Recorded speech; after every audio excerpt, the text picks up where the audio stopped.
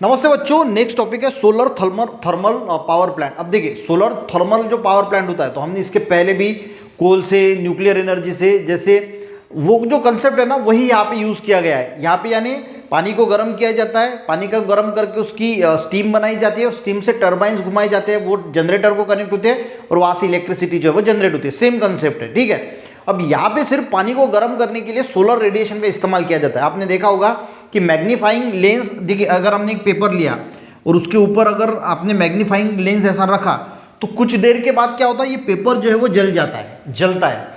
ये क्यों होता है? क्योंकि जो मैग्नीफाइंग ग्लास होता है, वो जो सोलर रेडिएशन होते हैं उसको एक पॉइंट पे जो है वो कॉन्सेंट्रेट करते हैं, और कॉन्सेंट्रेट करने की वजह से, यहाँ पे कॉन्सेंट्रेट करने की वजह से वहाँ पे जो है वो हीट जनरेट होती है और वो कागज़ जो है वो जल जाता है। उसी प्रकार से यहाँ पे ये जो रेडिएशंस है एक जगह पे कॉन्सेंट्रेट की जाती है, वहाँ पे जो है वो थर्मल एनर्जी, हीट एनर्जी का निर्माण किया जाता है, और यहाँ पे पानी जो होता है वो गर्म किया जाता है, इसकी स्टीम बनाई जाती है और वो स्टीम फिर आगे फिर टर्बाइंस को घुमाने के लिए इस्तेमाल की जाती है, ठीक है। सेम कंसेप्ट है। We have seen that the thermal energy generated from coal and nuclear fuel can be used to generate electricity. तो इसके पहले हमने देखा कि जो कोल है, न्यूक्लियर फ्यूल है, उसका इस्तेमाल करके हम इलेक्ट्रिसिटी निर्माण कर सकते हैं। Thermal energy can also be generated from solar radiation and can be use for electricity production.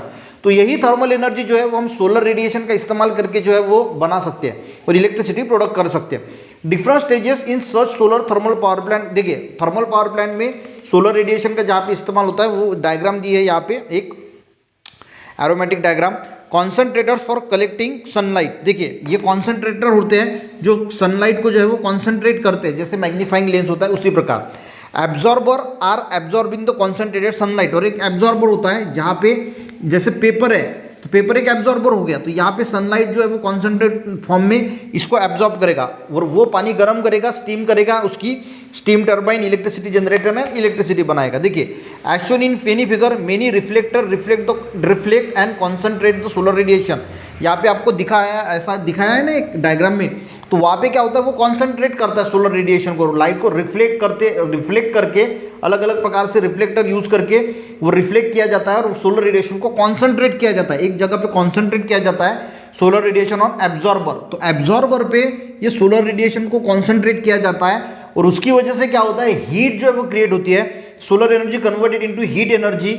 Using this heat energy वहाँ पे गर्म हो जाता है एब्जॉर्बर, और वो क्या करता है, फिर पानी की भाप बनाता है। Using heat energy steam is generated to drive the turbines and generator. उसकी वजह से जो टर्बाइंस होते हैं वो घूमते हैं एंड जनरेटर भी घूमते हैं और इलेक्ट्रिसिटी जनरेट होती है, ठीक है। यहाँ पे आपको दिखा है सोलर पैनल दिखा है। हमारे घर में जो हम वाटर हीटर यूज़ किया जाता है, सोलर वाटर हीटर, वो भी यही कंसेप्ट पे बनाया जाता है। तो स्टीम बनाई जाती है, टर्बाइन घुमाए जाते हैं, कंडेंसर पर कूलिंग टावर, वही फिर जो हमने पिछले इसमें देखा न्यूक्लियर फ्यूल में, कोल में, वही कंसेप्ट होता है। यहाँ पे आपको कुछ इन्फॉर्मेशन दी है कि सोर्स कोल से, natural gas, hydro electric, nuclear power, petroleum और रिन्यूएबल सोर्स जैसे विंड और सोलर है, दुनिया में और इंडिया में कितना जनरेट होती है इलेक्ट्रिसिटी।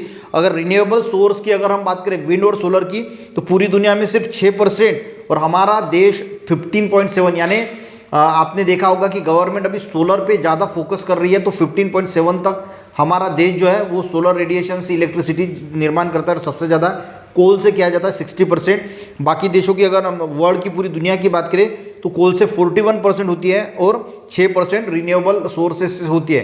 तो ये डे बाय डे जो रिन्यूएबल सोर्सेज जो है वो बढ़ रही है। हाइड्रो इलेक्ट्रिसिटी से भी अच्छा हो रहा है। वर्ल्ड में 16% है, इंडिया में 14% है। तो यहाँ पे इतना जो एनर्जी प्रोडक्शन किया जाता है। नेक्स्ट टॉपिक एनिमल का क्लासिफिकेशन है, उसको भी अच्छी तरीके से समझेंगे। यहाँ पे ये 5वां जो चैप्टर था टुवर्ड्स ग्रीन एनर्जी, ये खत्म होता है। नेक्स्ट टॉपिक जो है वो हम नेक्स्ट चैप्टर जो है वो नेक्स्ट लेक्चर से स्टार्ट कर देंगे। वीडियो अच्छा लगे एक लाइक जरूर करना, अपने दोस्तों को भी शेयर करना, चैनल पे बच्चों ने जरूर सब्सक्राइब करना। मिलते हैं नेक्स्ट वीडियो में, तब तक के लिए जय हिंद।